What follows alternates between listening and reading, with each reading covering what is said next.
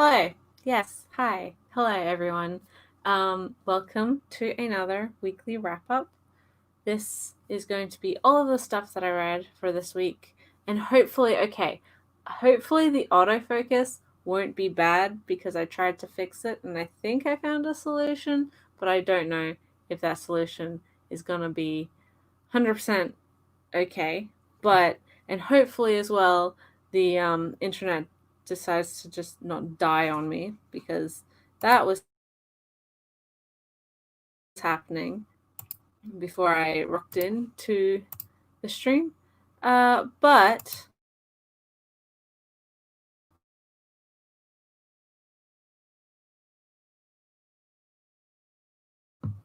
so yeah, lots to talk about. I have 5 manga series to talk about, plus some books.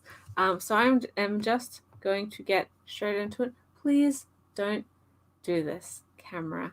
Please, you were acting normal and good earlier, so please. So the first thing, I don't know. I try. We're gonna have to just do our best. Um, so the first thing that I read this week, I'm just gonna jump straight into it because I read 2 novels, a light novel, a whole bunch of manga. I don't want to dally too long because I can't be on here with the stream all night. As much as I'd love to, I have to sleep at some point. So, the first thing that I read this week was a light novel. It was one that I need to catch up on. I thought that I'd read it, or I thought that I don't know. I thought that I knew that I read it, but I didn't. It turned out I didn't. And that is Volume 9 of Full Metal Panic. This is Gathering Make My Day, is the title, sort of. So, for those who aren't familiar with Full Metal Panic, it follows a teenage soldier, a child soldier, who is stationed. Hey, Rin, welcome to the stream as always. My day was pretty good, but I've been kind of lazy. I haven't done a huge amount except for read today. I was able to hang out with some wonderful people that Manga Tube likely knows, including Mama Loves Manga, i.e. Aisha, Ray, my very good friend, Olive, and Lythus. We do a thing on Saturday every week, and it's a lot of fun when our schedules or line up. But so today's been good, and the week's been relatively good, and hopefully the camera will be good, but we don't know. We don't know.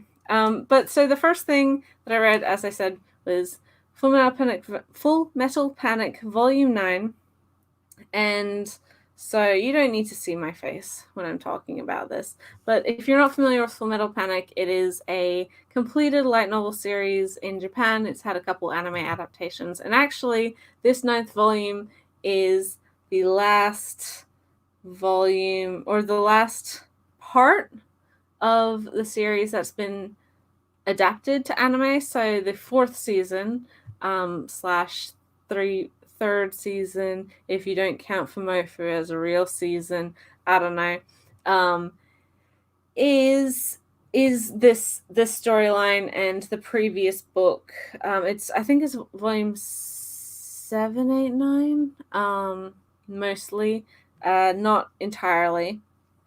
But so this, I don't want to spoil it for people, but this particular volume is dealing with the direct consequences after volume 8, which had our protagonists separated. So our teenage child soldier, Sergeant Sosuke Sagura, and his charge, the girl that he's been put in charge of bodyguarding, Kaname Chidori, who has this power, like this genetic power. She has all of this information, all of this knowledge, beyond human capabilities in her head. So she's what is known as a whispered and a evil organization called Amalgam has been trying to gather Whispered for nefarious reasons so they can make like better technology, better mecha, basically, because their knowledge, their brain, how it works, their being able to think about all of these things have led to very high technological advances over the last several years. And so Sosuke is part of a group called Mithril, who's sort of like a mercenary group, a private army, as it were, who have over the last several years been trying to, hey Luke, welcome to the live stream, who've been trying to protect these various Whispered, and they are actually ran by, well, the main team group that we follow is head by a Whispered called Tessa. So this particular novel, it has our two main characters, Kaname and Sosuke, separated. Sosuke's been through some stuff. The last couple volumes has not been kind to our boy. And so he is trying to rescue Kaname from kidnappers, some pretty no good people who have connections to other members of the cast. And so he is recovering from the events of Volume 8, which are pretty terrible physical injuries he has to get over, plus a mental anguish sort of thing, and try and rescue Kaname from the situation that she's in. And for those who've watched the 4th season of the anime of Full Metal Panic / the most recent season, you know that where this book ends is kind of a big cliffhanger, and that's also where the anime ends, and there's no real like continuation expected for the adaptation. So anime only fans are kind of out of luck. But so I expect that Volume 10 kind of picks up from there. It'll be interesting to see how the creator continues the story despite only having three more volumes to go. Yeah, it's a 12-volume series, so not too much longer.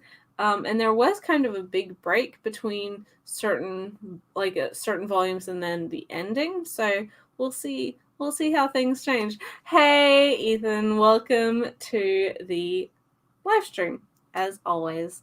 Really appreciate everyone who does pop in. But that was the first thing that I read. I actually read it through J Novel Club's subscription service. I've been a member of that for a long time. And I am hoping to read some more stuff from there for their catch-up titles before they get switched with the new month. I try to do that. I haven't had too much luck with because J Novel Club has so many titles, and a lot of them I'm not super interested in, but when there are titles that I am interested in, I try to focus on those whilst they're available.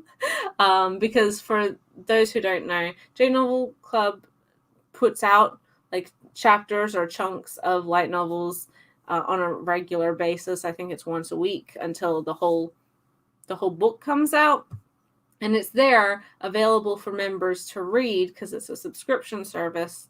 But after a certain point, once the Kindle edition and the ebook edition on various digital platforms has been released, they will remove that book unless it's one of the various titles that they've had for catch up for that month, because that's another members perk, is particular series will have all of the volumes, all of the available translations for this series, certain series, every single month. So theoretically, you can read anything you want without having to buy like various ebook versions for books you've missed, for things you haven't caught up to in the past. So that's what I try to do. There have been times where I bought the ebook version in order to read the most recent stuff because I missed out. I just left it too long. But typically I'm in that bubble period where I can just be like, okay, I'm going to read the like 3 volumes of this and 2 volumes of that and all of this and whatever whilst it's still available or whilst it's on catch up. But yeah, so Full Metal Panic is a series that I've been reading. I do enjoy it. It's not like the best light novel out there. It's not my favorite light novel that I read, but it is very good if you like action and action drama and then a bit of like romantic comedy in 90s style sort of rom-com anime and mecha. Like it's got a lot of robot fighting. If that's your thing, then check it out. If also the anime is pretty solid, pretty close adaptation. There's only been one novel in the midst of these 9 novels that were adapted that didn't get animated, and that was the Christmas one. I don't remember where the cruise ship heist or hijacking. But actually, interestingly, they did a audio drama for that before they did for the lead up into the 4th and most recent season of the anime. And it's not in the US edition, but the UK edition actually includes that audio drama. So that's pretty cool. Anyway, so the next thing I read was an actual novel. I'm going to, like I think always, just put my novels up first and foremost because I want to get them out of the way because it usually takes me a little longer to talk about manga. The first novel that I read was one that I've been meaning to read for ages. That's The Rest of Us Just Live Here by Patrick Ness. So I bought this so many years ago. This is I think it's a YA series. It's not like it would be YA. So I had read the Chaos Walking trilogy from Patrick Ness in high school. I really enjoyed it. It was one of my first forays into sci-fi, and I really liked it. I loved the trilogy. And so when I finished that, I was wanting to get into more of Patrick Ness's works. And I think this was the most recent thing that had come out. I don't remember. Or his other stuff that didn't really interest me. But so this is a single, like a one and done book about a high school kid called Mikey, who lives in this world, in this reality, and it's like our world, but around him and in his town, every couple years or every generation, something weird happens. Something from a YA novel happens, right?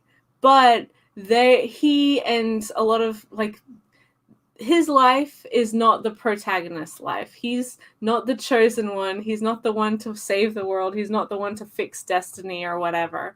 And so it's a story about the rest of everyone else just trying to live their life whilst apocalyptic or world-changing YA dystopia crazy adventure stuff is happening, just not to the characters that we're following.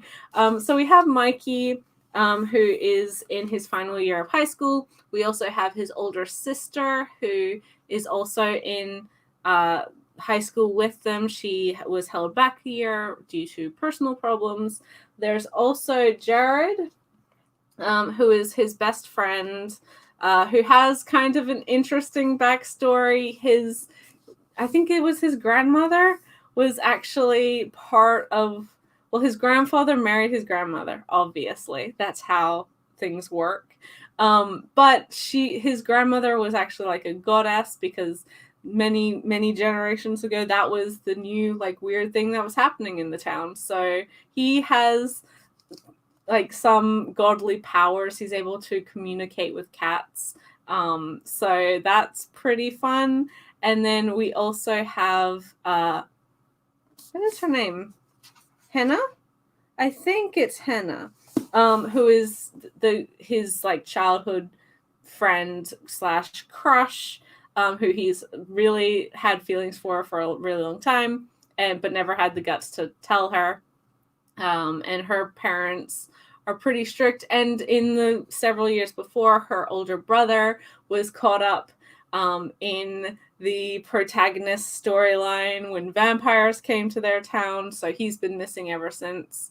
So it's a fun, interesting like twist on that. But aside from the actual, it's so when you read this, actually, each chapter, it has like this little blurby bit here, and this is what the events of like the main storyline are happening to the indie kids or to like the real heroes of the story, and then the actual chapter continues with the characters that we actually are following.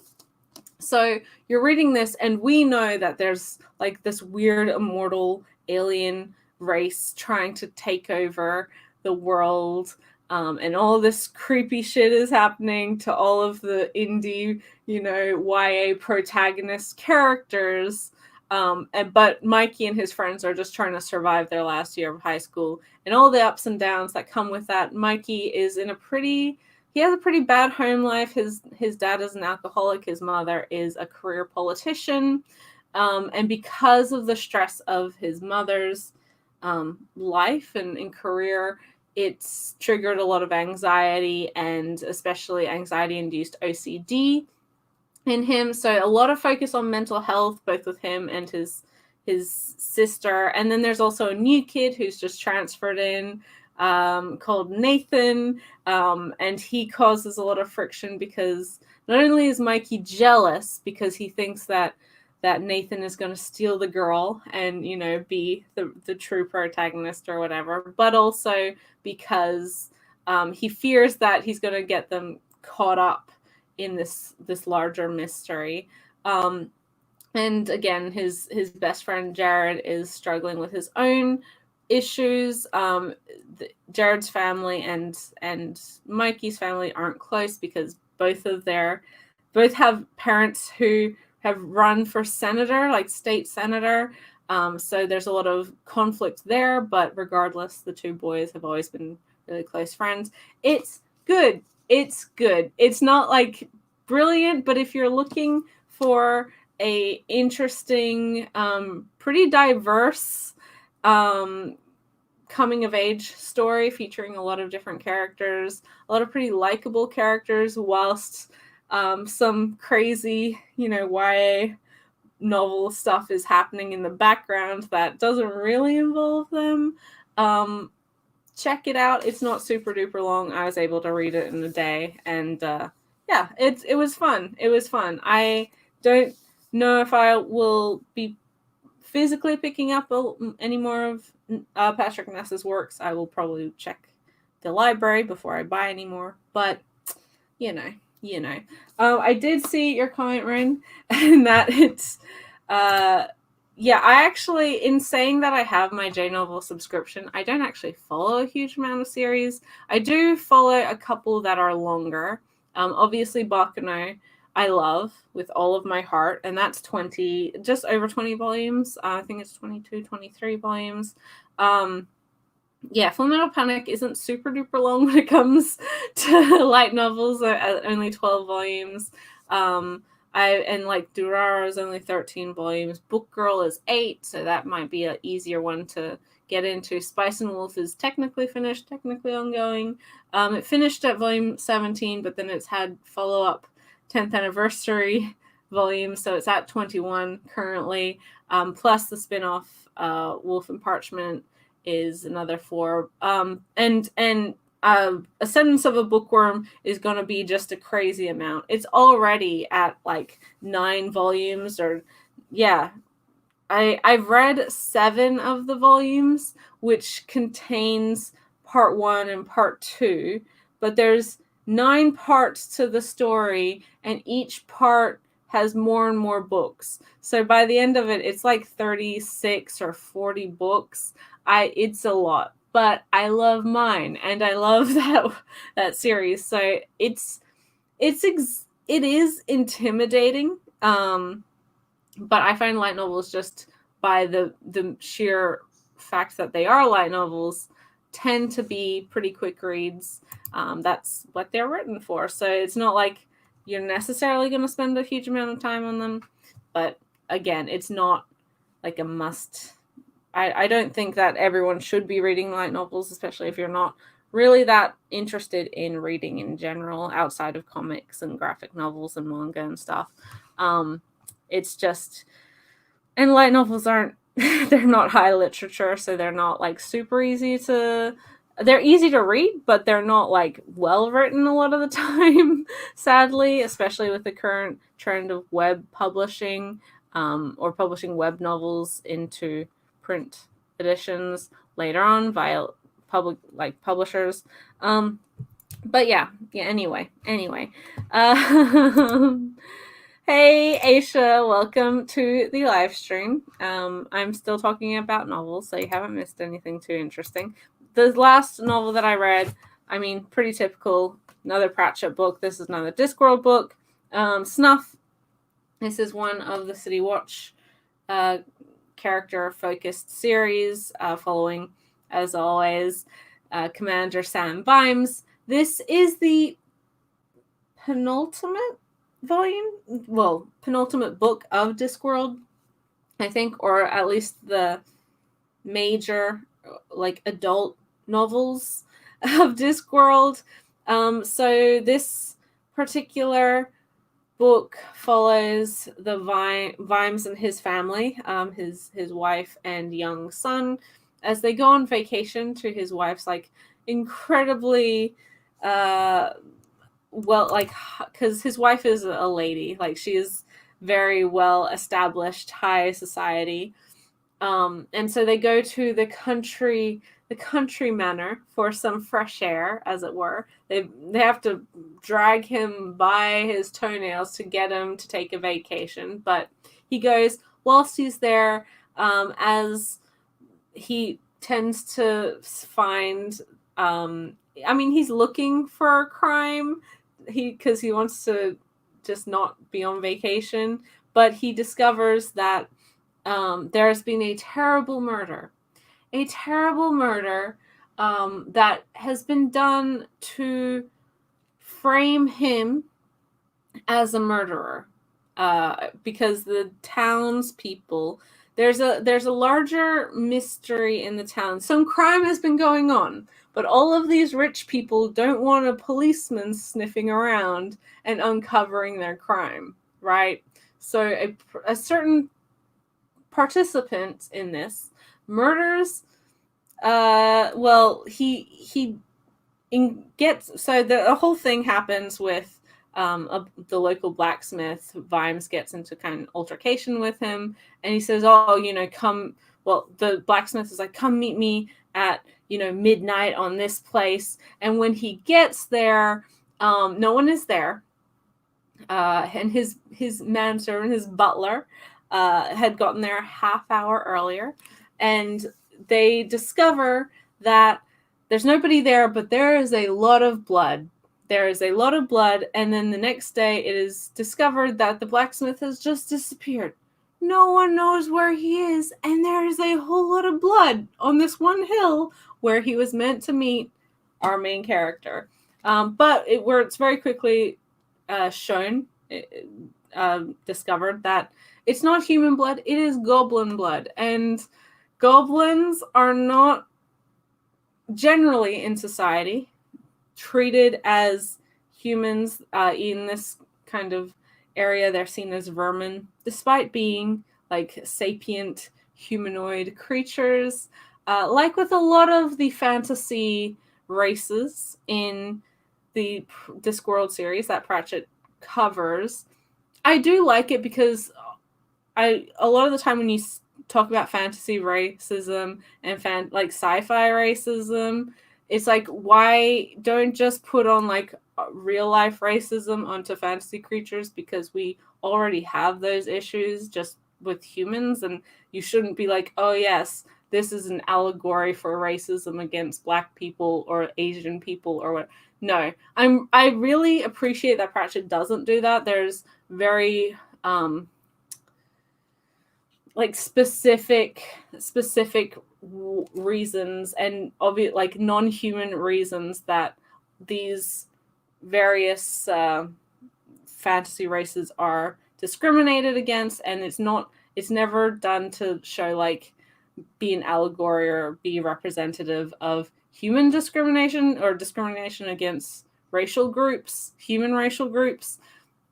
So really this story is about the changing attitudes towards goblins and trying to change society into seeing them as human beings or like people worthy more than vermin, basically.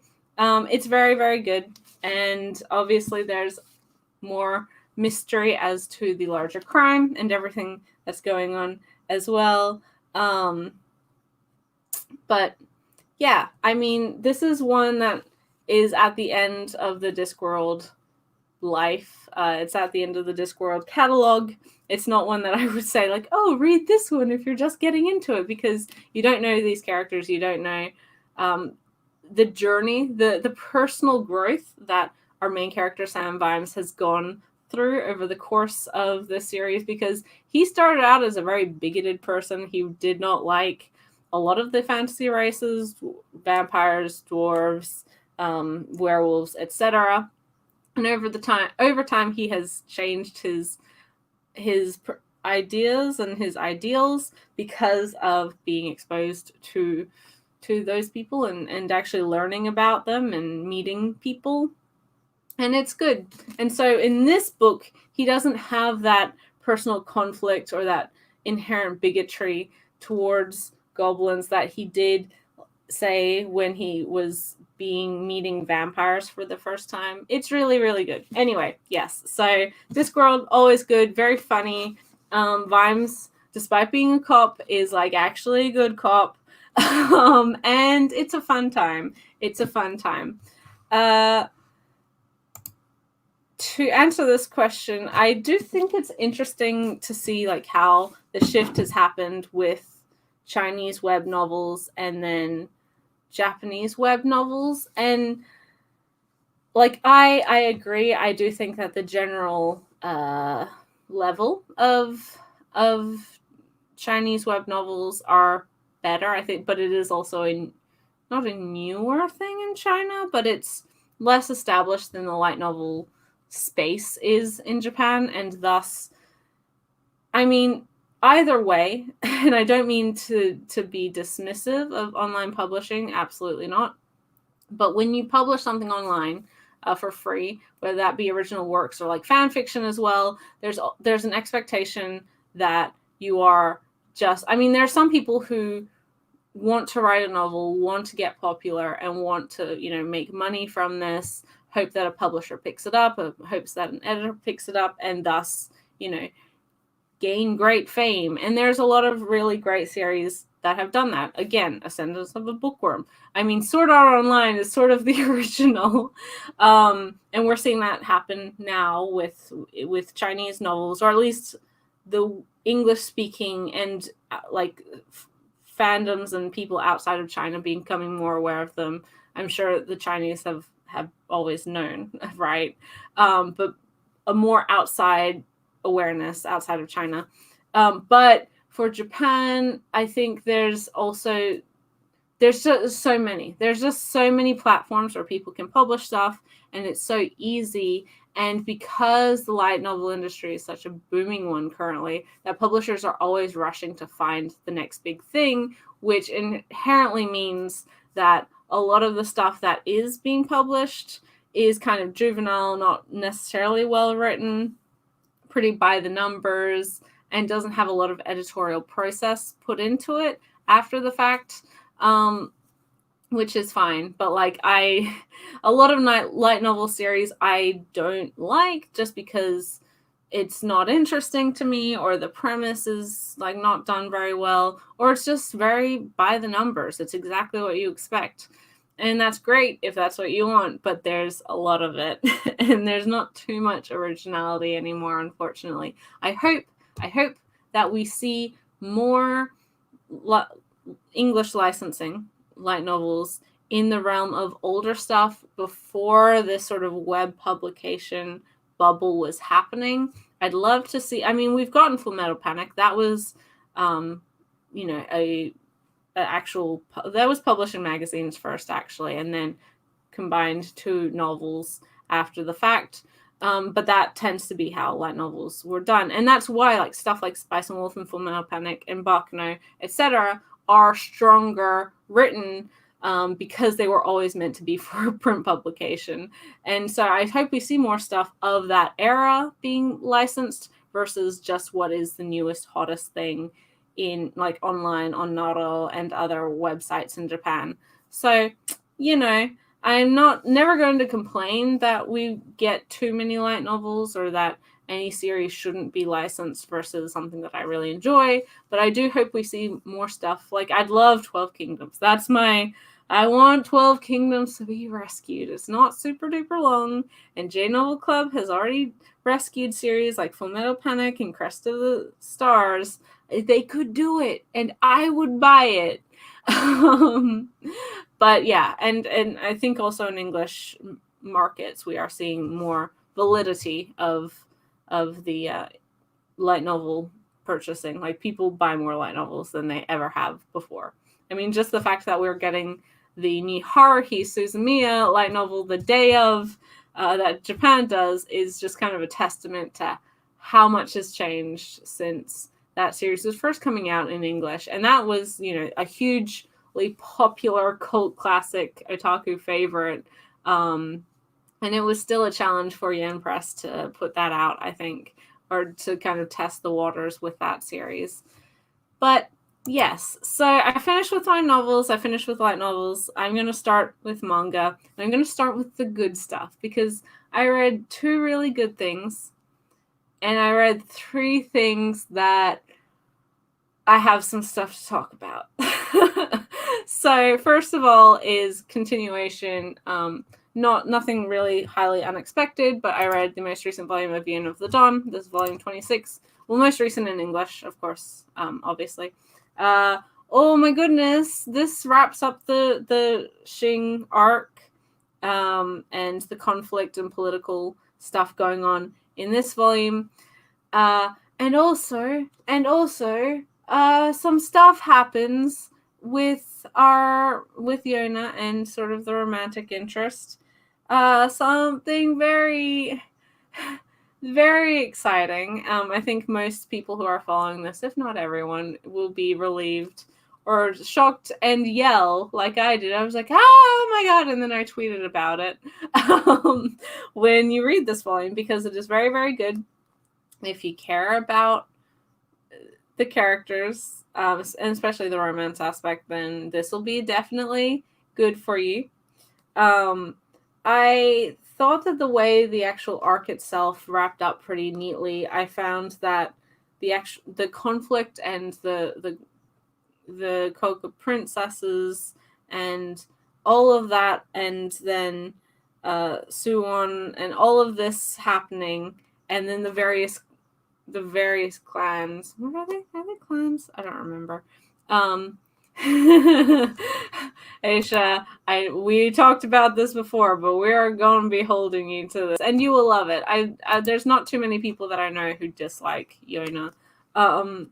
It was great. It was super duper good. I don't want to spoil anything for anyone, but if you're a fan of Yona of the Dawn, this was an absolutely amazing volume, and I've heard really good things about the next volume, so I'm super excited, but I'm gonna have to wait for that volume, which sucks. As always, Yona is really fast to read, and it always leaves you like wanting the next volume, so it's painful to read volume to volume, but it's always really satisfying and funny and wonderful and just great at what it does. So I don't really need to talk too much about Yona. I think I talk about it a lot on my channel generally. If you haven't tried Yona of the Dawn as of yet, it follows a princess called Yona who is ousted from the castle after her father is murdered by her cousin Suwon, in order to claim the throne for himself. And And it's shocking and horrifying because Suwon was the boy that she loved, and so she has been betrayed by one of the most important people in her life. The third in this group is her other childhood friend, another guy called Hawk, who is her personal bodyguard and who has secretly been in love with her for years. So the two of them, he helps her escape from the castle to prevent her from being murdered. And there is a great legend within this country that the Crimson King, the Crimson Dragon King, or whatever it is, has, like, back in 100 years or 300 years ago, previously, used the power, was so, like, wonderful and great that the dragons themselves bestowed great gifts upon particular warriors, 4 warriors, in order to help the Crimson Dragon King, like, bring the land together and establish peace and build this kingdom. So there's 4 different dragons. There's the white dragon, the blue dragon, the green dragon, and the yellow dragon. Each have a body part which is correlated to the dragon's strength. So one has a claw hand, one has the legs, one has the general body, and then the other has the eyes of the dragon. And so they all have various powers. And so Yona goes around with Hawk, and then later, earlier, with Yun, who is another guy who just kind of tags along with them, helps them from not dying because he makes all their meals, to find these dragons and to bring peace to the country and the surrounding countries as well, and perhaps get Yona back into the castle and into her place as the princess. It's really good. It's really, really, really, really good. Yes, Yona and Corin were both great, and it was nice seeing Riri again. It was nice seeing a whole bunch of characters again. I love Tribe. That's what they're part. I love the Wind Tribe. I love the Water Tribe. It'll be nice to see the Fire Tribe pretty soon. It's a cool series. Also, I appreciate that it's an Eastern fantasy setting versus a Western fantasy setting, which tends to be more so the settings for these sorts of things. But yeah, it's pretty cool and it's very lovely. I will show you. I don't want to open on something super spoilery, but it's pretty beautiful.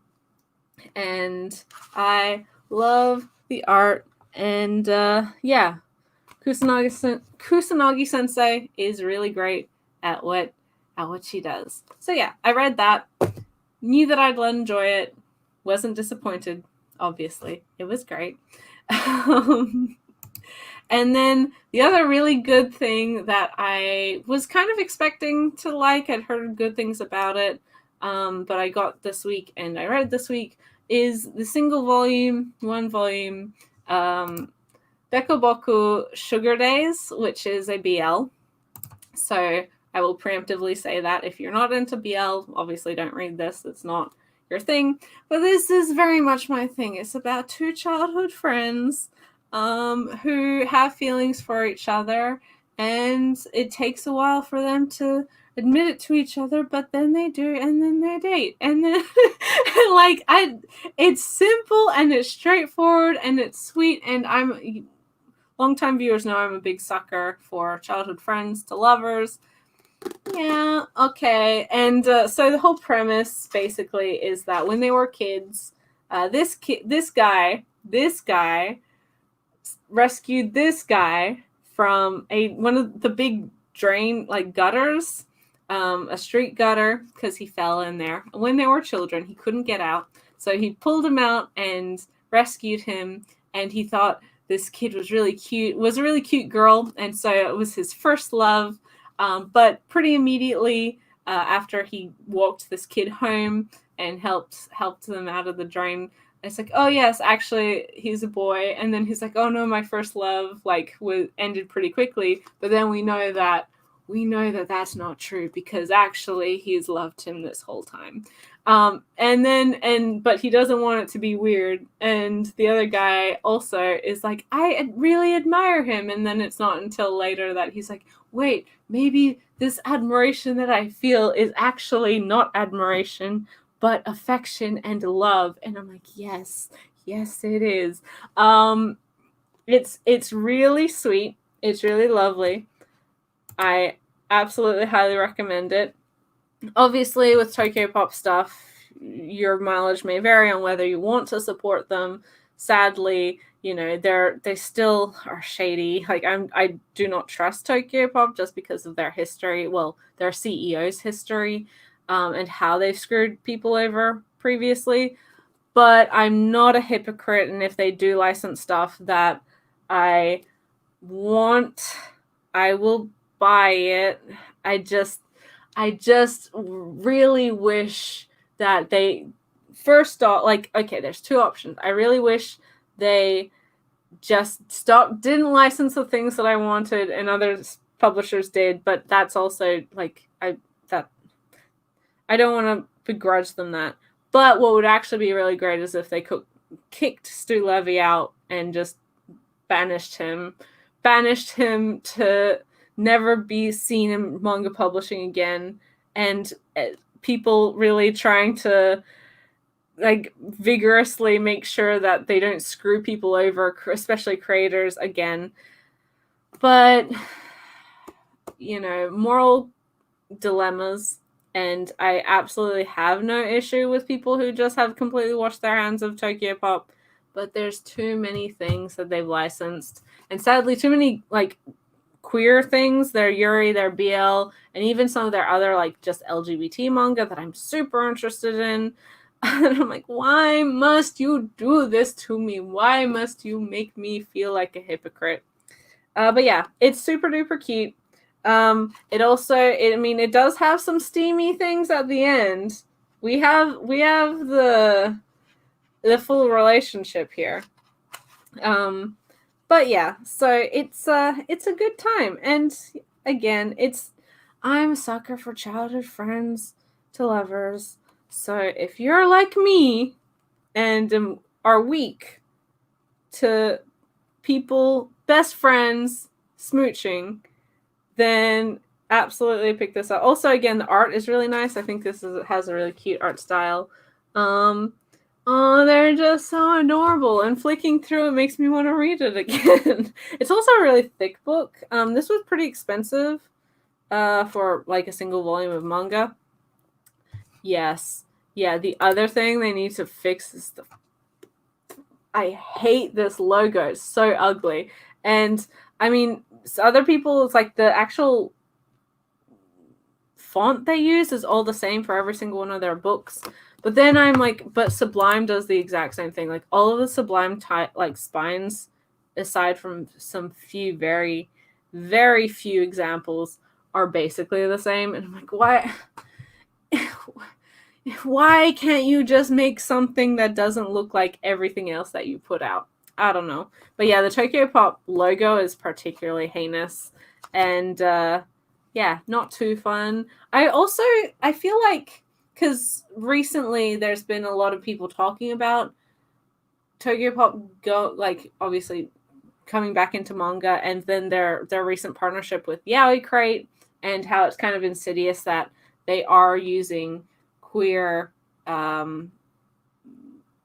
media to get into people's good graces, and thus people hand wave it. I will get to your question in 1 second. But and people are like, I'm surprised that like Tokyo-Pop is licensing BL. I'm like, well, they were always licensing BL. They just had an imprint for it called Blue. So, it's like it's always existed. Just now it's under the Tokyo-Pop logo versus the Blue logo, BLU. So it's not like anything's actually changed. So anyway, to answer your question, they put their, what do they put there? They put their stuff at the back. The translator for not this one. for this is Christine Dashiell, I think is her name, and Lena Atanasova is the editor. I think she edits a lot of their stuff, because I just did first impressions video on another Tokyo Pop title, and I think both of them, I think the team in general is the same for a lot of the titles, so I don't know how many variation they have working, or it might just be generally what I've picked up from them so far. And to that, I don't have another Tokyo Pop volume on me to compare, but yeah, check this out if you're a BL fan, if you like something sweet, to the point, childhood friends to lovers, and actually like really cutely drawn and with some spiciness, but nothing too like in your face. And it has color pages. If my camera will focus before we'll see. There we go. It's worth the money. It's worth the read. Yeah, I think, like Rin says, it's hard to completely like be morally detangled from shady businesses because of the influence they have. Amazon's a great example. But even like Shonen Jump as well, the whole controversy that's happened recently because of the new series, bringing back the Toriko mangaka, and obviously him being not a good person and not someone a lot of people would want to put their money towards, and whether people want to continue supporting Shonen Jump because of that or what. It's complicated. Obviously, a lot of these issues aren't completely black and white. And I think for every person, every fan, you have to take things like as you go and assess to yourself, like, how important is it to make a moral stand with your wallet against a company versus the creators that may actually be benefiting because of distribution from that company or being platformed on that company, etc. So, it's hard for me to like, I don't have issues with people who don't want to support companies after they've done bad stuff or things that really upset them, or after being hypocrites, companies being hypocrites. But I also totally understand people who would much prefer to just support the things that they enjoy without, I guess, idolizing, putting onto a pedestal companies themselves, because companies do not necessarily care about the consumers or the creators. So yeah, anyway, yeah, I don't know what it is that, I mean, this one was more expensive, I think, because it was thicker, but they are kind of more expensive in general, and so sale time is always good to pick them up. And I'm glad that some people agree with me that it is a black and white issue, and like with everything, I don't think you can paint everything with the same brush. Okay, next we're going to talk about some stuff that I really, oh my god, I think I don't know why I inflict these things on myself. There's 3 series I'm going to talk about. One of them is a clamp title. One of them is another title that people may know because I literally just posted a video on it. The other one is my favorite. No, it's a high school shoujo romance, and that's the first one that I'm going to be talking about. I read this week volumes 2 to 7 of Daytime Shooting Star. This one I got from my library, as I do with the most titles in this genre. And if you're not familiar, this series follows a high school girl, 15 years old at the beginning of the series, who has moved to Tokyo, or moved to the city for high school. She's living with her uncle, who owns this like really nice little cafe restaurant. And when she's like living with her uncle, one of the regulars there, he catches her eye. She kind of is immediately interested in him, and they have kind of good chemistry. She then goes to school and discovers that this guy that she thinks is really funny and kind of childish and but cool at the same time that she's interested in is her teacher. Her teacher, who is 24 years old. And so she's like, this is my first love. And I'm like, girl, no, do not. Do not. And I've discussed this with people before, and I don't think there's harm in students having crushes on teachers, on people in their lives who are more mature than them, as long as it's not a reciprocated thing, right? We know that when you're young and dumb, and even when you're not young, you can have attraction or feelings for people that you shouldn't have feelings for, right?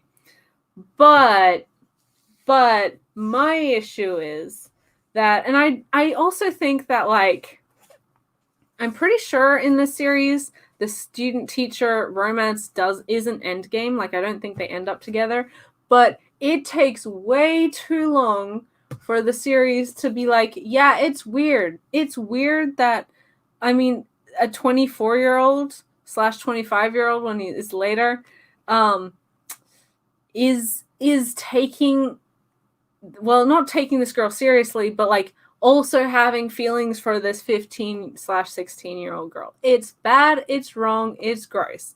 Also, we also have the rival romance character, the other boy, who is a classmate of hers. He has a lot of issues with girls. He's never been able to talk to them, and thus he's very gruff towards girls. But our protagonist, she's the first girl that he's ever really,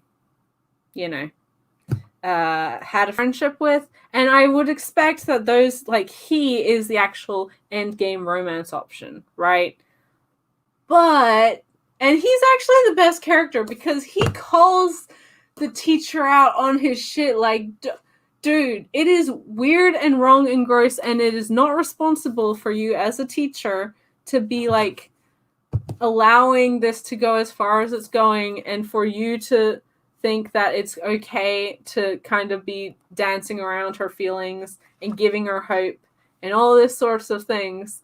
All of the adults are not taking this as seriously as they should. At one of the later volumes, her uncle discovers that she has feelings for him, and it was beat him up, beat him up, beat him up, and he calls him out and he gives him a talking to, but oh no, I'm that no, that should have been way worse, and you probably should have punched him at least one time. It's frustrating because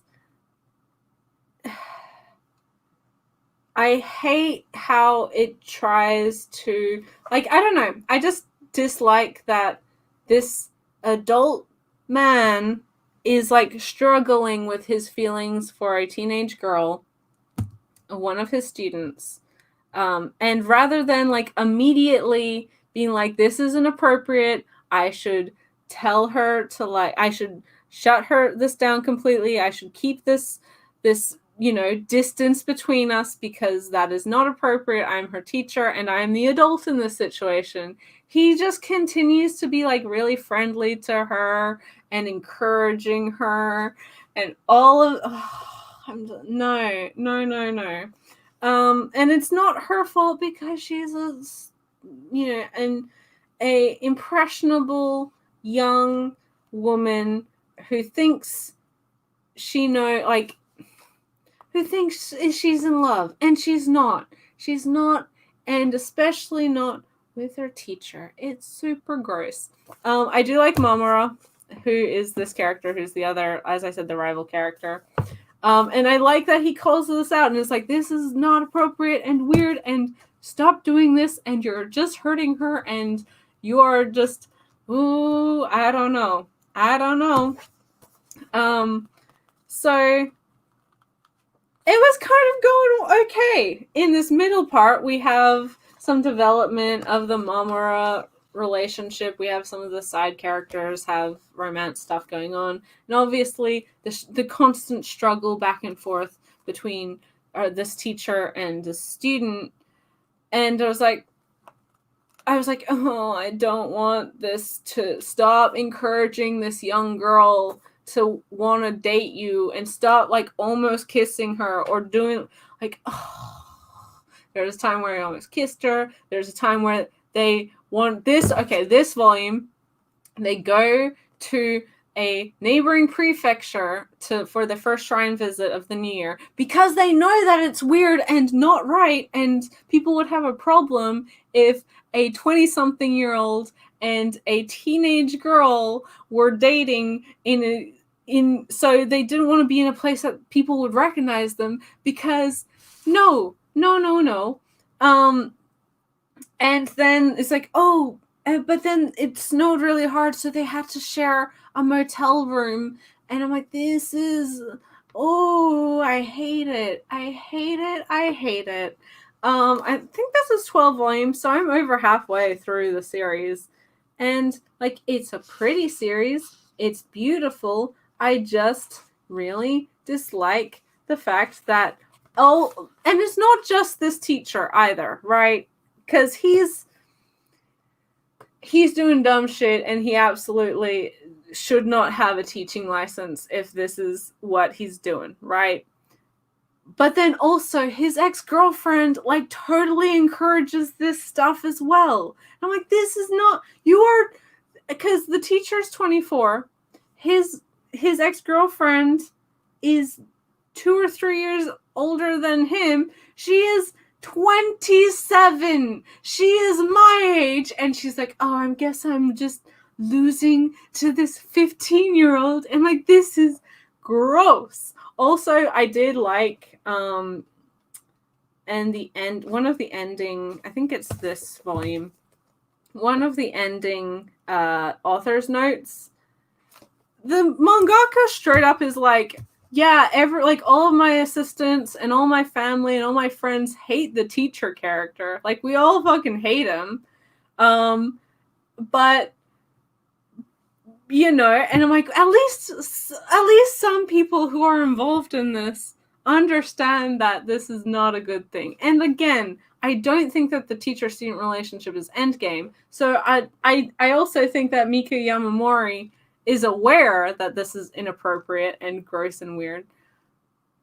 But it's still not like, it's infuriating and weird, and it just makes it really hard to think of this character, the teacher character, as anything other than just a predator. Someone who's like willing to date someone who is almost 10 years younger than who is in a much more vulnerable position, and much less mature than yourself. And just I'm glad to see a lot of people being puking in the chat, because it is gross. It's gross and it's weird. I don't know why age gaps are so popular in shoujo. I think it relies on the fact that for teenage girls, and I've heard this from a couple people, but it is sort of an expected experience that teenage girls do have crushes on their teachers. So I think it's extrapolating on that. It's I guess reminiscing or reveling in that fantasy. But also teachers, like if a teacher actually reciprocates that, then that's not a good thing. And Japan's like, well, no, you get out of the school, and that's illegal. Do not do that. A lot of the time. But yeah, in manga, because it's appealing to teenage high school girls who are probably kind of have a crush on their cool teacher, their cool young teacher who's just in his early 20s and just getting into, the being a teacher, that it's kind of playing into that fantasy, but the reality is super gross and super weird. So yeah, Japan, it's not even that. I just feel like the fact that Yeah, absolutely wish fulfillment. Absolutely wish fulfillment. Like with anything, like with all of these series that have characters who are dating, a police officer or a firefighter or a musician or what, like it's, or like Twilight, a normal teenage girl dating a vampire. It's that wish fulfillment, even though like maybe morally and legally and all of this other stuff in real life is wrong.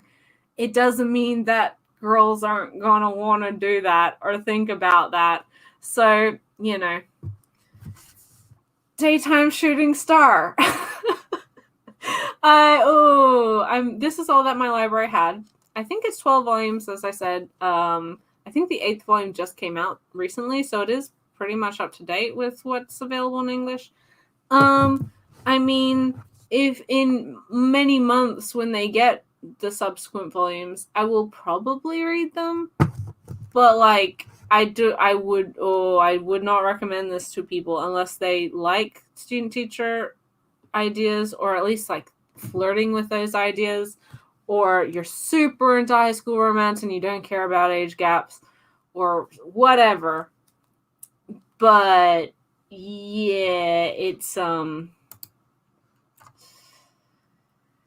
don't buy it if you have similar issues like I do. Just don't subject yourself to it. But somehow the next series that I read was, yeah, exactly. And like, you are a lawman. You should know the law about not dating high schoolers as an adult.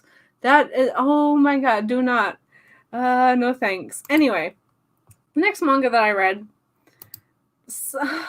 and this one, I think, like, I knew that I wouldn't like it, but I was like, it's at my library. It literally doesn't hurt me to read this, to try it. Maybe it is something that I will enjoy. Probably not, but maybe on the off chance, I will give this a shot. And that is, I read so much of this as well. Like, why am I subjecting myself to this? But I read volume 0 to 2 of Ubel Blatt, aka Berserk Light with an elf. So we know my stance on Berserk. I'm not a huge fan. I don't hate it, and I don't begrudge people who like it, but it's definitely super hyped. But so this is a dark fantasy series about this character here, this high elf, hybrid character called Coinzel, who is trying to get revenge because, okay, so this country was having a war or something, and the emperor gave 14 magic swords or holy swords or something to 14 swordsmen, obviously, sent him off to go fight this war and end it and, bring peace and yada, yada, yada.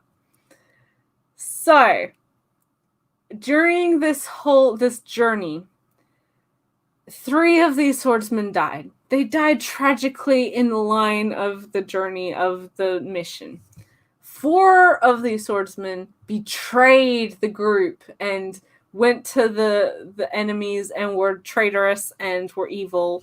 And then the final 7, the holy 7 or whatever it is, were like, the 7 heroes slayed those evil 4 traitorous lances and brought peace to the world, ended the war, and came back as heroes, right? Anyway, so that's the premise. That happened 20 years before the series.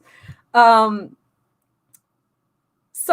it has been 20 years since, and this young-looking teenage boy, perhaps, is following rumors of not only the 4 traitorous lances being around, but also the 7 heroes themselves. And it is revealed that he was actually one of these traitorous lances, but the 4 traitorous lances weren't actually traitors. It was the 7 heroes. The four actually fixed all the problems, fought the war, won everything, and then they were betrayed by the 7 others who were too cowardly to go fight. They were brutally murdered and, slandered, and like, yes, we are the true heroes, and nobody has ever learned the truth. This guy was one of those original 4. And in the 20 years since, after he was massacred in this magic forest, somehow he fused with some fairy elf magic or whatever. So over the last 20 years, he's been trying to stabilize his body and been burning with the need for revenge. So basically the point is that this guy was murdered by people he trusted, and now, 20 years later, he looks completely different because he is now a magical elf boy. But he's going to murder the 7 heroes of the country, possibly, probably, definitely incurring the wrath of every citizen, because obviously people bought into the propaganda and they love these 7 heroes. And then also plenty of sex. So that's what this series is about.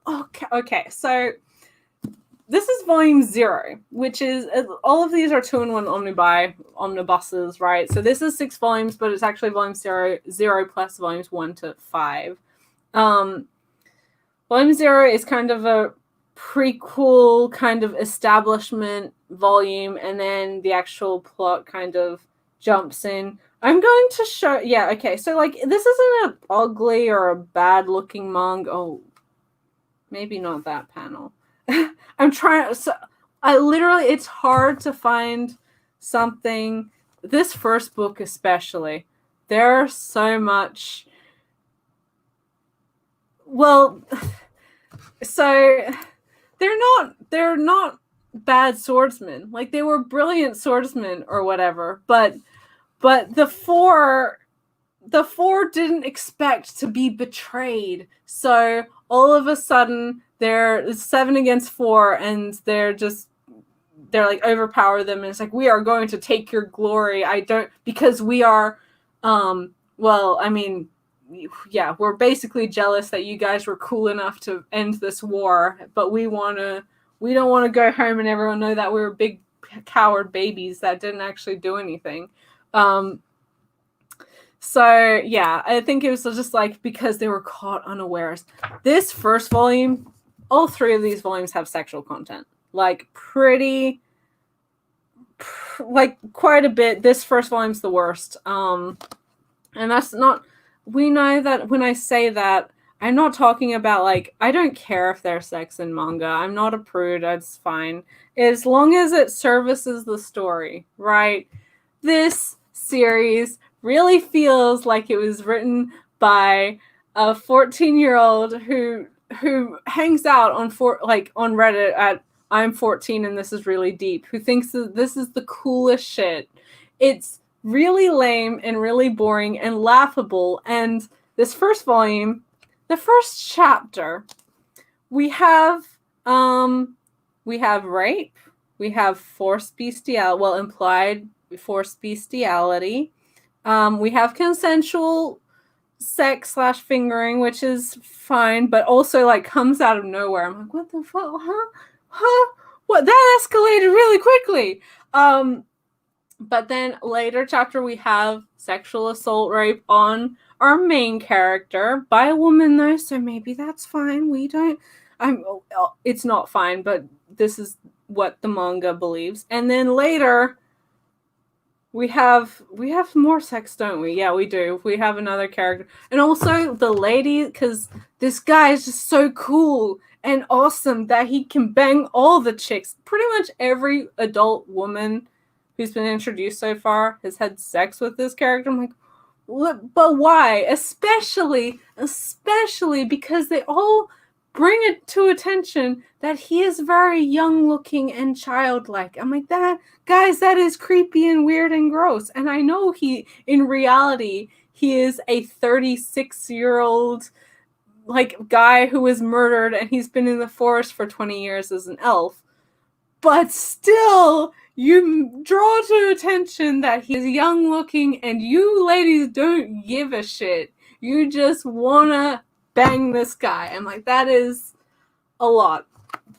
But yeah, so the first chapter, he like saves a girl, or a girl saves him, or a girl saves him. He like is in a fight and he falls in a lake or a river and drifts down, and this is what I'm talking about. Like the sex or the sexual content just like comes out of nowhere. Not out of nowhere, but like it's just like, well, this is weird and escalates strangely. So he's saved by this girl who takes him to his village, and she feeds him food or whatever, and from her bowl, and then her younger brother is like, you shared food together, and that in tradition in our village, that means you have to have sex with her. I'm like, dude, you were talking about your older sister? That's weird and creepy. You don't even know this guy. This is weird. Why are you encouraging this? But then, so it's kind of played off like, and she's like, don't even think about, like, that's not even, don't worry about, like, embarrassed, right? And then he's like, oh yeah, like it's played off as a joke, and then immediately it goes to, he like finishes the food, he's like, okay, hey man, and just like grabs the girl and immediately starts groping her and fingering her, and I'm like, oh, excuse me, what, I thought that, and then the villain, because all of the villains are like so absurdly like over the top evil. The villain in the first chapter, when he's introduced, he is both raping a woman whilst he's hearing the news from his guard, who's like, oh yeah, shit, we fought the guy, but he got away. And he was so angry that this happened that he punched this messenger guard whilst he was still raping this girl. He punched him so hard through the skull that his whole head exploded. And I was like, what? I laughed. I was like, this is what? Oh, so that's what I'm talking about. Like, I don't have issues with telling a dark series. I don't have issues with dark fantasy. I don't have issues with explicit sexual content in series if it suits the whole thing and is not just dropped in your lap and you're like, why? How am I supposed to take any of this seriously? Literally, how am I supposed to take any of this seriously? It's so bad that I just had to keep reading, like, because the first volume, as I said, the first half of it's like that prequel stuff, really over the top, stupid villains, and also like this guy, the character design is so dumb looking. Look at his freaking like stupid abs. I was like, that's not.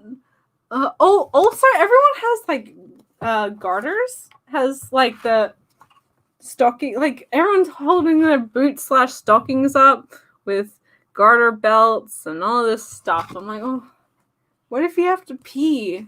Like, what if that's going to be really inconvenient? And then also, like later on in the series, he's growing a party, right? More people join his quest because they understand. See, this tends to be how the women are dressed, even when they're not super evil. One of them is a sex worker. No shame in that. But like, obviously, she's dressed a very particular way. These are what our main female characters look like. Isn't that fabulous? Isn't that what? Doesn't that super make you want to read this and not look like just the most juvenile thing in the world? Oh, this girl again, sex worker. In this volume, she's having sex with him, and then but it gets interrupted, and then it comes back in this, and she's like, "You want to like pick up where we were interrupted?" I'm like, wow. Like, you honestly, you just like 20 minutes ago today, You watched him murder like 20 guys. Is that like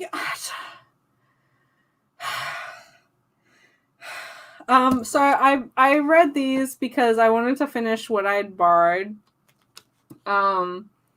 It's just pretty straight, like, by the numbers revenge story. Like, the actual premise isn't bad, but it's just the execution is just hilariously juvenilely, like, immature. Thinking that it's super dark and deep because it's got boobs and because it's got like hyper violence. It's not. And just people have called it Berserk Light because it is very much like a Berserk story. It's dark fantasy. It's got the revenge element. Yada, yada, yada. It also has horse rape. You know, the best part of Berserk. That's exactly what you want to emulate. But it's just, there's nothing here that catches my interest whatsoever. It's really, when it's not being ludicrously, like, unbelievably bad, and bizarrely paced and just like inserting totally inappropriate stuff, to be edgy or cool or deep. It's just like, yep, this is like 14 other series that I've read that have done it better. Even stuff that I don't enjoy, who've done it better. And it's just, do not read Ubelblatt unless you are super into this sort of stuff and you don't care that you're 14 and this is really deep and edgy and dark. I also don't know how long, like, I don't know how this could have survived 24 volumes, including volume 0. I just look at that. But doesn't that look like great fighting gear? Doesn't that really make you want to, like, follow these characters? I sure does. Also the other thing, there's like 5 characters with this haircut. Like the black hair with the bangs. There's another one. That's a different character. There's like all of the girls. Like there's so many of those. I'm like, guys, what? Sir, do you not know how to do other haircuts? Like, do you just really like black hair in a short cut, like short shoulder length cut, or neck cut? I don't.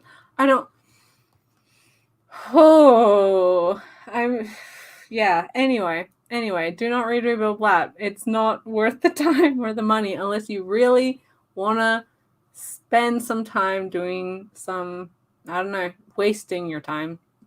I don't know. It's not it's not worth it. And I'm glad that people seem to be agreeing with me. Yeah, Meliodas or whatever, the main character. It's so easy to write a shonen, even with like a pervy character, without just being like making them look 12 years old and making them just actually physically sexually assault people all the time. I don't know. I feel like that shouldn't be that hard, yet it's in so many manga, and I just... Anyway, last thing that we're going to talk about, because it is 12:15 and I have work in the morning. So, last thing that I read, Lucky Last, and I only have 2 of the volumes. The last one I read digitally because I was like, I don't think my library has this, and I'm just going to buy it. So, I'll be able to finish it. I'll give my informed thoughts. But holy shit, did it jump the shark in the 11th hour. I was already like, this is a lot. This is a lot. But the final thing that I read for this week is Rig Veda by Clamp.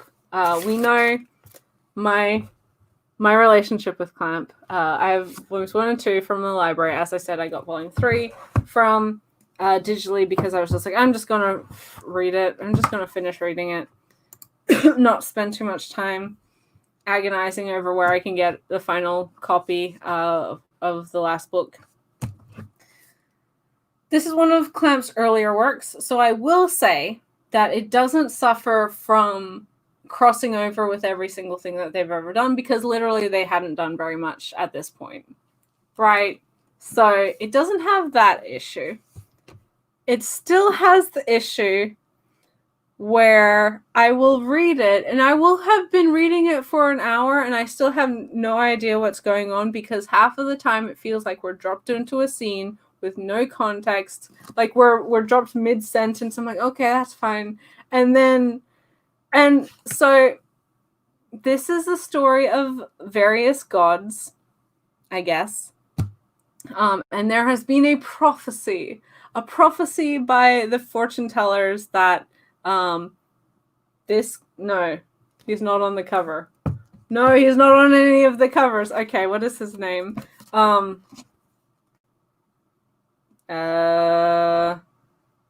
Ashura is this guy, right?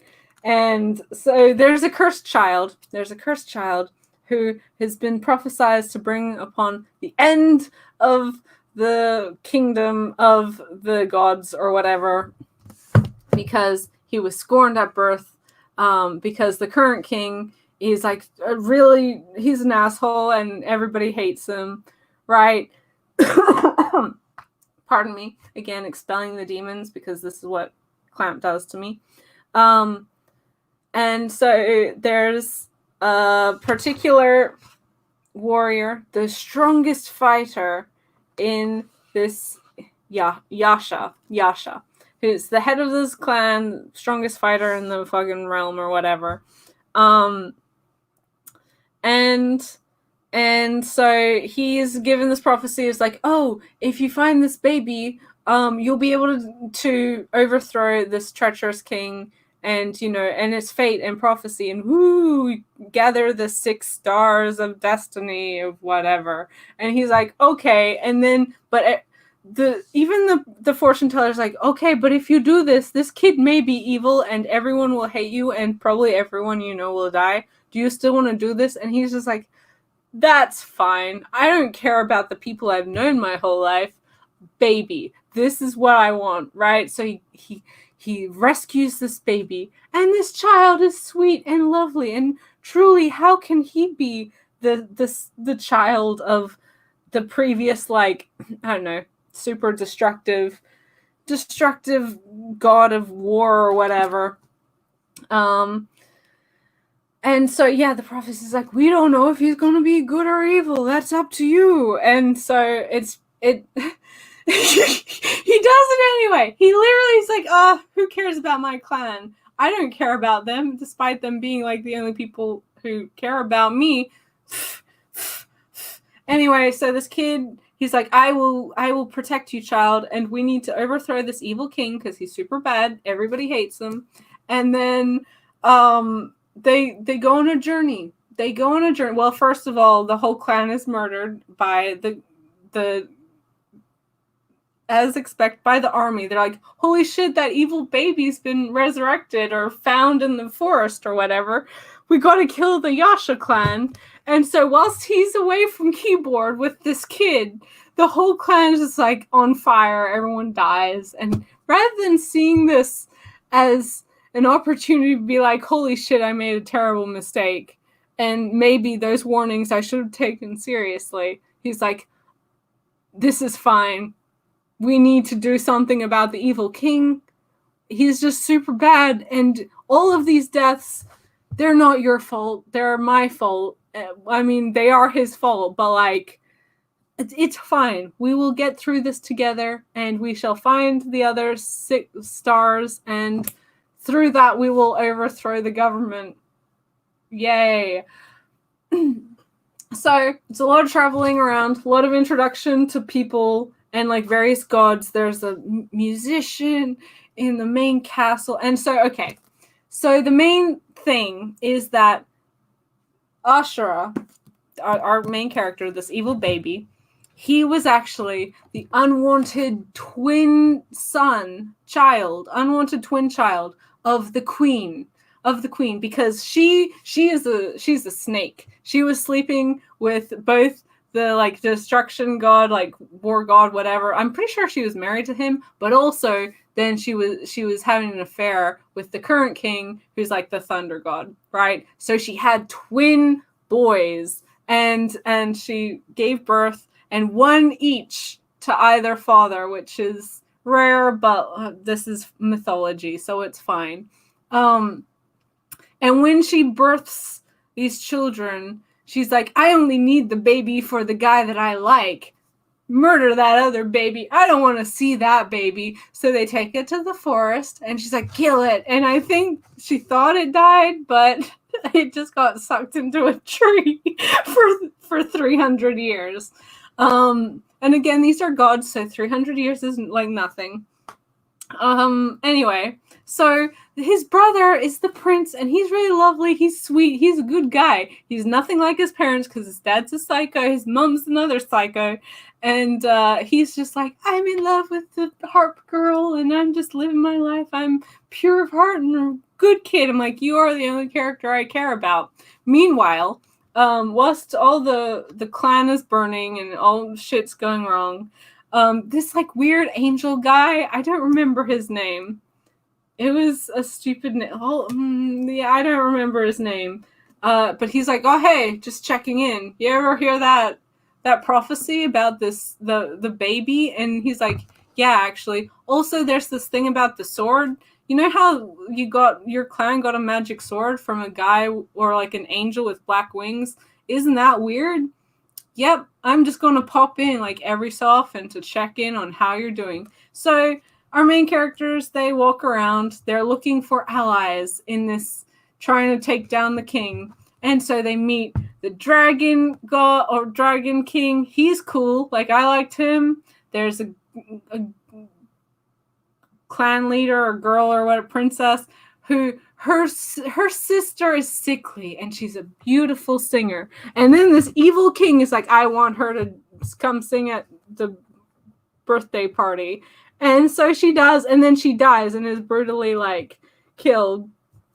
And then so the older sister's like, no, I must get revenge. And then she fakes her own death so she can escape and get revenge for her younger sister, whose name is like Karyubinga, which every time I heard or read, I immediately read it as Cowabunga. So that really influenced my whole read on that relationship. It was meant to be tragic, but I laughed. And then, yeah, then they're just wandering around. We meet the long lost brother of the main guy. We meet, or Yasha, his actual brother, and he gets killed off. Like, everyone's introduced and then they get killed off. There's like a girl, ninja girl, who's a retainer to the musician girl, and she's like, oh, go get revenge for your clan being slaughtered against the king. And she's like, okay. And then who else was there? I think that's it. They're just like wandering around for a bit. As I said, the brother died. Not Asher's brother, but Yasha's brother. Yasha's brother died, and then his wife like meets them coincidentally, and then she finds out that the brother died, and then she commits suicide. And I'm like, this is a lot of death for the stuff that's happening. Also, another girl died. Like, people die. Like, wherever they go, people are dying, right? And it's kind of like, hey, maybe you guys are the problems here. There's sort of a recurring issue as to why people are dying around you. And hey, yeah, this kid, this demon baby kid, he's sweet. He seems nice, but also literally everyone is dying around him, and also an entire god army is chasing him down and killing everyone else who managed to survive.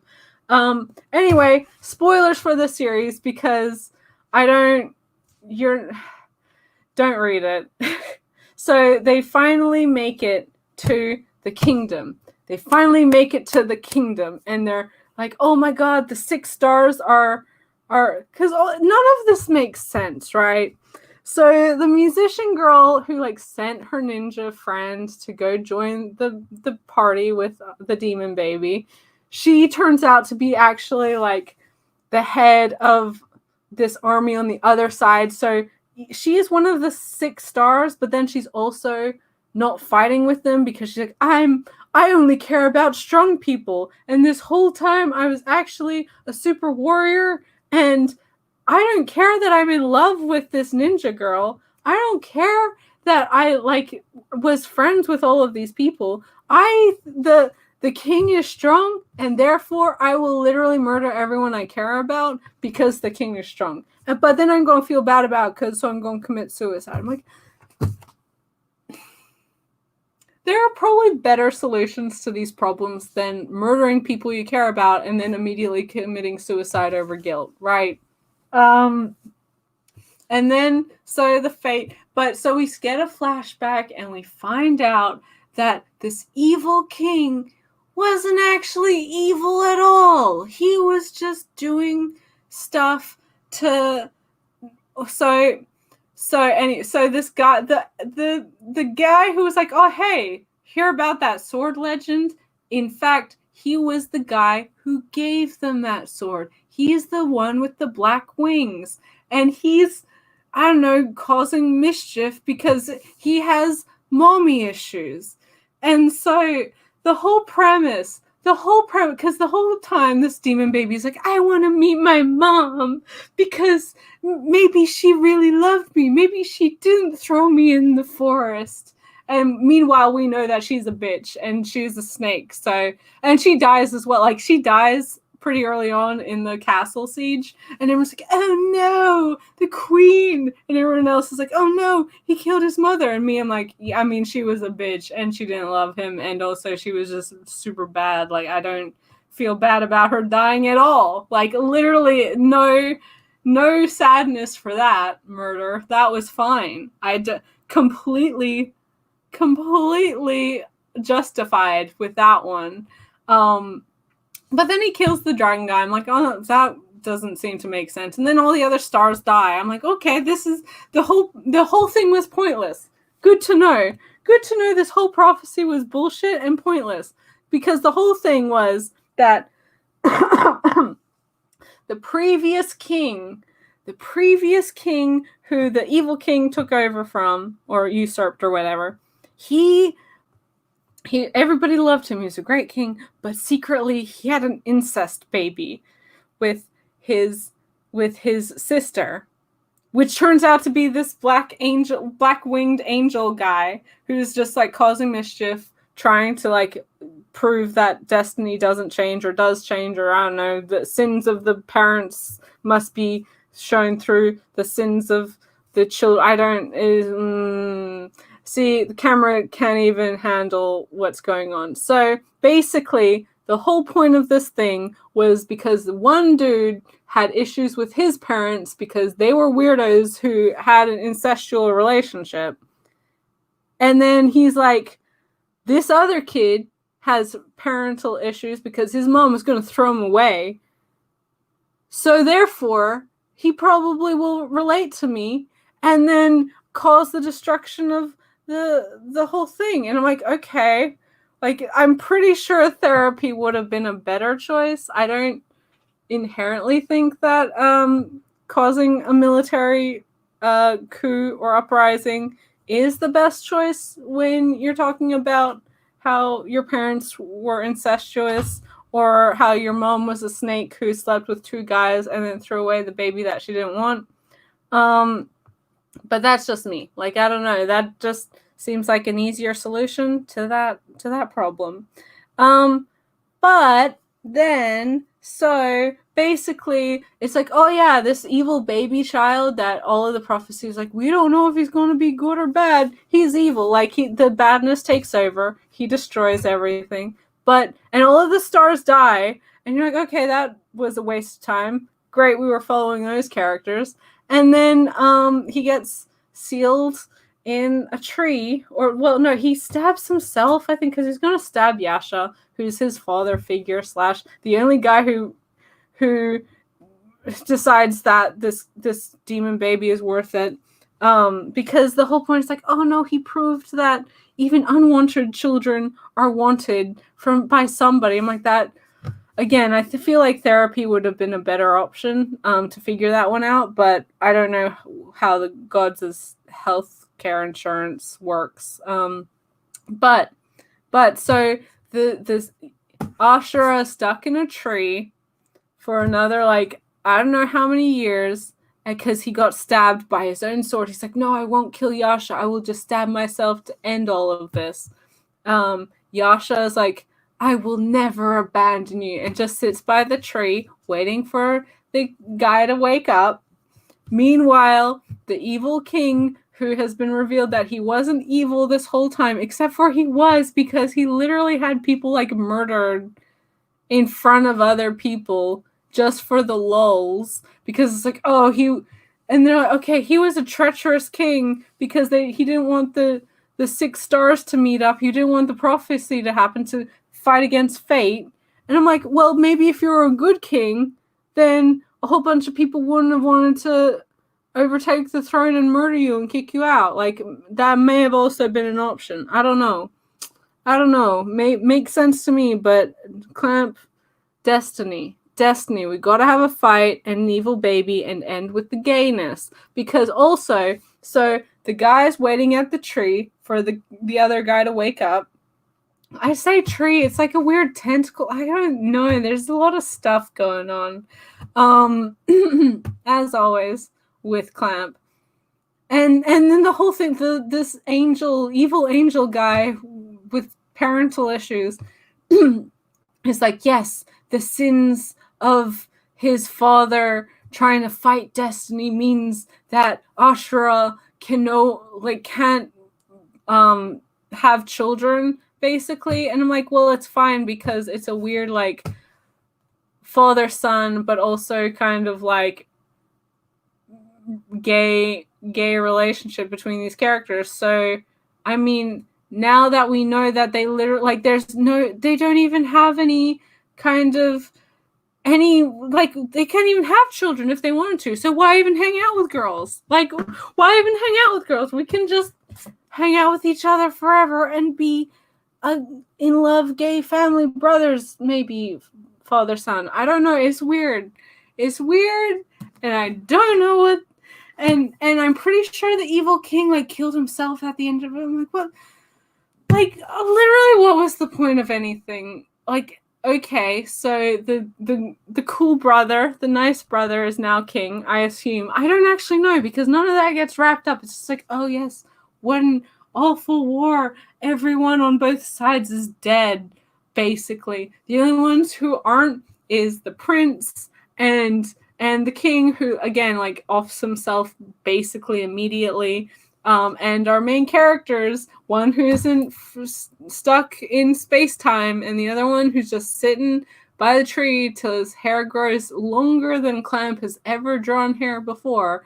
And then he wakes up at the end and they're like, we're going to stay together. And that's the end of the series. So that...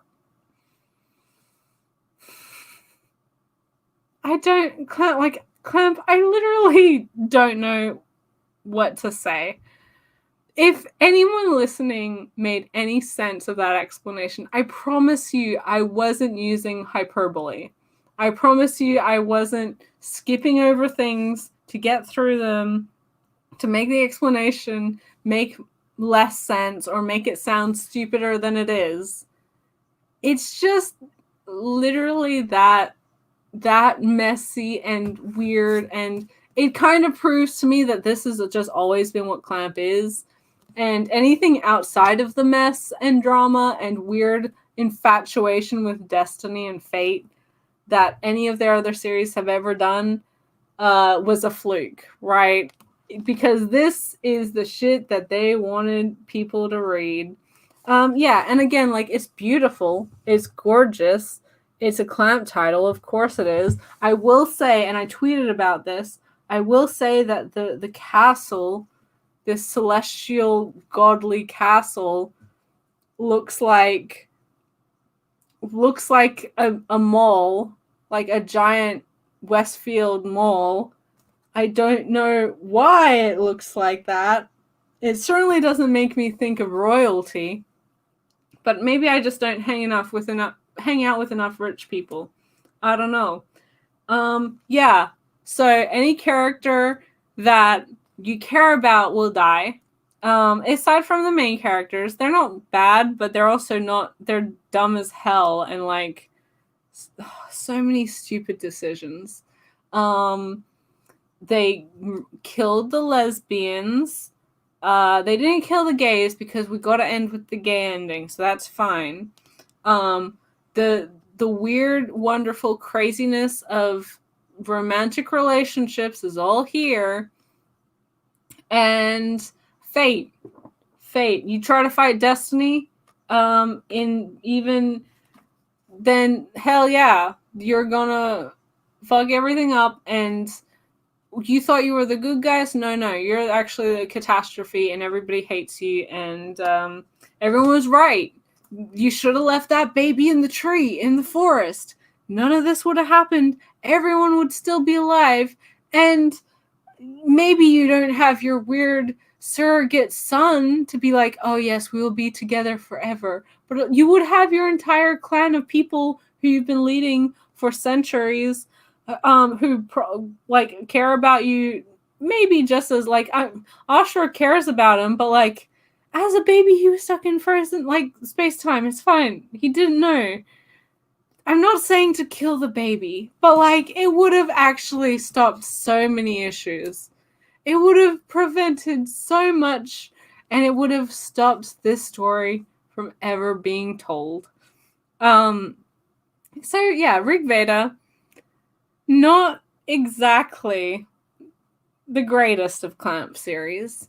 And we know that I'm not Clamp's biggest fan, but I don't, as always, I don't go into these series expecting to dislike them. I don't want to hate them. I don't want to find them dumb or confusing. And again, I feel like maybe other people who are more impressed and interested in Clamp works are just much more big brain than I am and can understand half the shit that's going on. But generally, it's a convoluted mess that has no idea what it's wanting to do. Also, it takes fucking forever to like. It's 10 volumes long. The series, I mean, 3 omnibuses, but it's 10 volumes long, and there's so much waffle. There's like so much stuff that could have been cut out, and like, why? What does this add to the series? Like, legitimately, what does it add? Some tragedy. It adds some murder and some sad face like backstory for this kid to feel bad that he exists until they prove that it's bad that he exists, and then the world ends. Well, actually, the government's overthrown or something, but not really, because the monarchy's still in place and it's still the same family. And like that king made the choice to be evil. He could have been a good guy this whole time. He's just a dumbass. It's just yeah. Rig Veda. It's a lot. It's a lot. Killing Oedipus would have stopped a lot of things. The other thing is, by just keeping Oedipus in the family and not like sending him away and be like, away, child, get that child away from me. He will murder me one day. If they just like raised him with lots of love and care, then that none of that whole situation never would have happened. And that also probably would have happened if they never threw that baby out, Ashura out in this. But again, the mother was a bitchy snake, so it's fine. Like, we knew that she was going to do that. She's super evil. Again, another series where it's like, yes, the evil characters are just so obviously, like, there's no nuance there at all. And then the bombshell's like, no, but the king was a good guy the whole time. Like, no, he wasn't. He was just, he thought that he was justified in what he was doing, and which doesn't mean that he's a good guy. It just means he's a dumbass who doesn't know how to do anything. But yeah, if you're wanting to read a Clamp work, I wouldn't pick Rig Veda as a starting series. I mean, if you're someone who's like really wanting to read everything that Clamp has ever done, and you're into Clamp and you love their style and you don't mind if things go crazy and off the rails, and you don't mind if nothing makes sense. Because, as I said, because it's an earlier work, it's probably easier. It's more standalone. But it's also way more convoluted because there's a lot of characters, a lot of names that are long and kind of sound like each other, and then also sound like other things, aka cowabunga. And so there's a lot of stuff to keep track of. But then ultimately it's just like, well, that was pointless. Like, there's a better story that you could have told with these characters and even kept the same themes. I love how they just dropped incest in there, like, at the very end. And I don't know why. It's just like, oh, hey, incest baby, cool. Cool. We can relate to each other. I was an incest baby. You were an unwanted baby from a loveless marriage. Those are the same things. Yeah. So that was what I read this week. And I mean, yes, they were just babies when they wrote it. As I said, it's one of their first works. It's definitely feels like an early work.